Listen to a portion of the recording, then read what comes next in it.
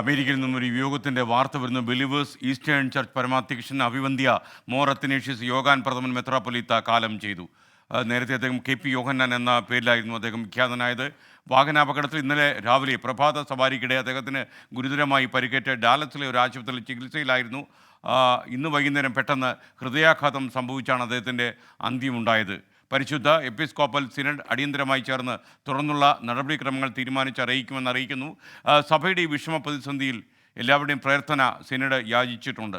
എന്തായാലും സങ്കടകരമായ ഒരു കാര്യമാണ് ഇദ്ദേഹത്തിൻ്റെ വിയോഗം. ഇന്നലെ അദ്ദേഹത്തിന് കാര്യമായി പരിക്കേറ്റു എന്ന് അറിഞ്ഞപ്പോൾ തന്നെ നമുക്ക് വല്ലാത്ത വിഷമമായിരുന്നു. ഒരുപക്ഷെ ഒരുപാട് ആളുകൾക്ക് പ്രിയപ്പെട്ട ഒരാളാണ് കടന്നുപോയിരിക്കുന്നത്. അദ്ദേഹത്തിൻ്റെ വിയോഗത്തിൽ 24-ൻ്റെ ദുഃഖം ഇവിടെ രേഖപ്പെടുത്തുന്നു.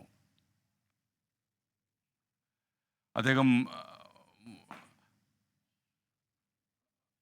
സഭാ വ്യക്തമായ സിജോ പന്തപ്പള്ളി നമുക്കൊപ്പം ചേരുകയാണ്. സിജോ പന്തപ്പള്ളി നമുക്കൊപ്പം ചേരുന്നു.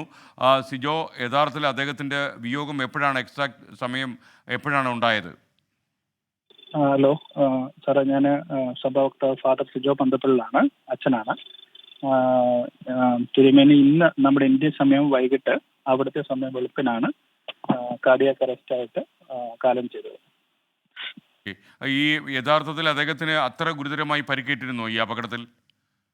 അപകടത്തില് വളരെ ഗുരുതരമായ പരിക്കായിരുന്നു. എന്നാൽ ഇന്നലത്തെ ശസ്ത്രക്രിയക്ക് ശേഷം ഒരു നല്ല ഹോപ്പ് ഞങ്ങൾക്കെല്ലാം ഉണ്ടായിരുന്നു. കാരണം ശസ്ത്രക്രിയ വിജയകരമായി പോയി. ഇന്റേണൽ ബ്ലീഡ് ഉണ്ടായിരുന്നില്ല, അത് ക്ലിപ്പ് ചെയ്യാൻ സാധിച്ചു.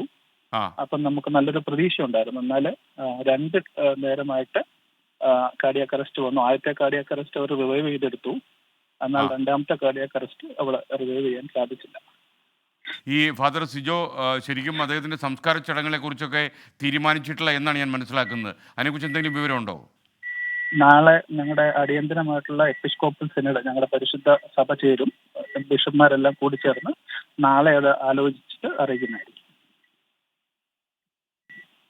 ഫാദർ സിജോ പന്തപ്പള്ളി. ഇപ്പോൾ മധു കൊട്ടാരക്കര അമേരിക്കയിൽ നിന്നും തത്സമയം ചേർന്നു. അമേരിക്കയിലെ ഡാലസിൽ വെച്ചാണ് അദ്ദേഹത്തിൻ്റെ സവാരിക്കിടെ ഒരു വാഹനം വന്ന് അദ്ദേഹത്തെ ഇടിക്കുകയായിരുന്നു. ഗുരുതരമായി പരിക്കേറ്റ് അദ്ദേഹത്തിനെ ആശുപത്രിയിൽ പ്രവേശിപ്പിച്ചു. എന്നിട്ടും ജീവൻ രക്ഷിക്കാൻ കഴിഞ്ഞില്ല എന്നാണ് വാർത്ത വരുന്നത്. ഞങ്ങളുടെ പ്രതിനിധി മധു കൊട്ടാരക്കര കൂടി നമുക്കൊപ്പം ചേരുന്നു. മധു, യഥാർത്ഥത്തിൽ അദ്ദേഹത്തെ രക്ഷപ്പെടുത്താൻ ഒരുപാട് ശ്രമം നടത്തിയെന്നാണ് ഞാൻ മനസ്സിലാക്കുന്നത്. എന്തൊക്കെയാണ് അതിൻ്റെ വിവരങ്ങൾ? ഒക്കെ പറഞ്ഞതുപോലെ ഡോക്ടർമാർ ഏറെ പരിശ്രമിച്ചു. ഇന്നലെ പ്രഭാത നടത്തത്തിനിടയിലായിരുന്നു അദ്ദേഹത്തിന് വാഹനം ഇടിക്കുകയും ഗുരുതരമായി പരിക്കേൽക്കുകയും ചെയ്തത്. ഇന്നലെ തന്നെ അടിയന്തര ശസ്ത്രക്രിയയ്ക്ക് വിധേയനാക്കിയെങ്കിലും രക്തസ്രാവം തലയ്ക്ക് നിന്നുള്ളത് പൂർണ്ണമായി നിർത്തുവാൻ ഡോക്ടർമാർക്ക് സഹായിച്ചില്ല.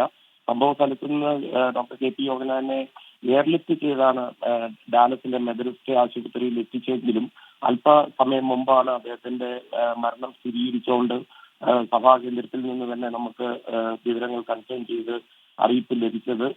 ഡോക്ടർമാർ കഴിഞ്ഞ 24 മണിക്കൂറായിട്ട് പരിശ്രമിച്ചു കൊണ്ടിരിക്കുകയായിരുന്നു. 4 ദിവസമേ ആയിട്ടുള്ളായിരുന്നുള്ളൂ ഡോക്ടർ KP യോഹന്നാൻ ഡാലസിൽ എത്തിയിട്ട്. ഇവിടെ ഒരു ചടങ്ങിൽ പങ്കെടുക്കാൻ വേണ്ടിയാണ് പ്രധാനമായിട്ട് വന്നത്. ഓക്കെ, മധു കൊട്ടാരക്കരയാണ് അമേരിക്കയിൽ നിന്ന് വിവരങ്ങൾ നൽകിയത്. മധു അറിയിച്ചതുപോലെ പ്രഭാത സവാരിക്കിടെയാണ് അദ്ദേഹത്തിന് ഇങ്ങനെ ഒരു അപകടം ഉണ്ടായത്. പ്രേക്ഷകരോട് ഒരിക്കൽ കൂടി പറയുന്നത്, ബിലീവേഴ്സ് ഈസ്റ്റേൺ ചർച്ച് പരമാധ്യക്ഷൻ അഭിവന്ദ്യ മോർ അത്തനേഷ്യസ് യോഹാൻ പ്രഥമൻ മെത്രാപ്പൊലീത്ത കാലം ചെയ്തു. വാഹനാപകടത്തിൽ പരിക്കേറ്റ് അദ്ദേഹത്തിന് ചികിത്സയിലായിരുന്നു. ഡാലസിലെ ഒരു ആശുപത്രിയിൽ ചികിത്സയിലായിരുന്നു.